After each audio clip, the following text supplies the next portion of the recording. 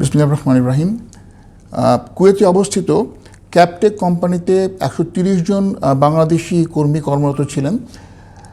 তারা এখানে এই ক্যাপটেক কোম্পানির মাধ্যমে তারা কুয়েত অয়েল কোম্পানিতে গাছের পরিচর্যাকারী হিসেবে কাজ করতেন। তাদের বেতন পরিশোধ নিয়ে এর আগে একটা সমস্যা হয়েছিল। তারা যখন দূতাবাসে অভিযোগ দেন গত বছর নভেম্বর মাসে, তখন দূতাবাস থেকে সেই ক্যাপটেক কোম্পানির মালিককে ডাকা হয় এবং তাদের অ্যাডমিনিস্ট্রেশনের লোকজন আসার পরে কথাবার্তা বলে সমস্যা মিটিয়ে দেওয়া হয় এবং তাদের বকেয়া বেতন পরিশোধ তারা করে দেন।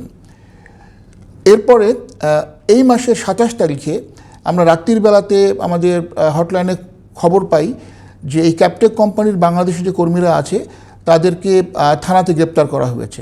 তো সাথে সাথে আমি আমাদের এই শ্রম কল্যাণ উইংয়ের যিনি মিনিস্টার লেবার আছেন উনি এবং অন্যান্য কর্মীসহ আমি একটা টিমকে পাঠাই সংশ্লিষ্ট থানাতে। সেখানে গিয়ে জানতে পারি যে এই কর্মীরা তারা গত মার্চ মাস থেকে তাদের বেতন পাচ্ছেন না, মার্চ এপ্রিল মে জুন এই 4 মাস, এবং তারা বারবার অভিযোগ করেন তাদের কোম্পানি কর্তৃপক্ষের কাছে, কিন্তু কোম্পানি কর্তৃপক্ষ তাদেরকে বেতন না দিলে তারা 21 তারিখ থেকে তারা ধর্মঘট করেন এবং কাজে যোগ দেননি। তারা এই বিষয়টা দূতাবাসে জানাননি। 21 তারিখ থেকে ধর্মঘটে যোগ দেওয়ার পর থেকে তারা চেষ্টা করেন চাপ প্রয়োগের মাধ্যমে তাদের বেতন পাওয়ার জন্য, এবং অনন্য উপায় হয়ে তারা সংশ্লিষ্ট থানা ফান্তাস থানায় তারা এই 27 তারিখ সকালে গিয়ে অভিযোগ করেন তারা বেতন পাচ্ছেন না। তো ফান্তাস থানা তাদেরকে বলে সবাইকে নিয়ে আসার জন্য। তাদের সাথে কিছু ভারতীয় শ্রমিক ছিলেন, কিছু নেপালি শ্রমিক ছিলেন। 130 জন বাংলাদেশি, ভারতীয় এবং নেপালি যারা ছিলেন সবাইকে নিয়ে এই ফান্তাস থানা তাদেরকে ডিপোর্টেশন সেন্টারে তাদেরকে পাঠানোর উদ্যোগ গ্রহণ করে। তাদের বিরুদ্ধে অভিযোগ যে তারা ধর্মঘট করেছেন, যেটা কুয়েতের আইন বিরুদ্ধ। তো থানাতে আমাদের টিম যাওয়ার পরপরই সেখান থেকে এই ক্যাপটেক কোম্পানির মালিকের সাথে যোগাযোগ করা হয়।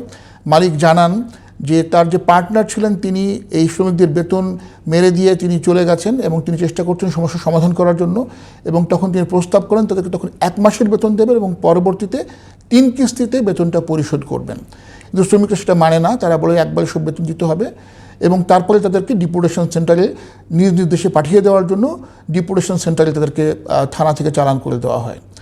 আমরা পরদিন সকালবেলাতেই এখানে পররাষ্ট্র মন্ত্রণালয়ে যোগাযোগ করি।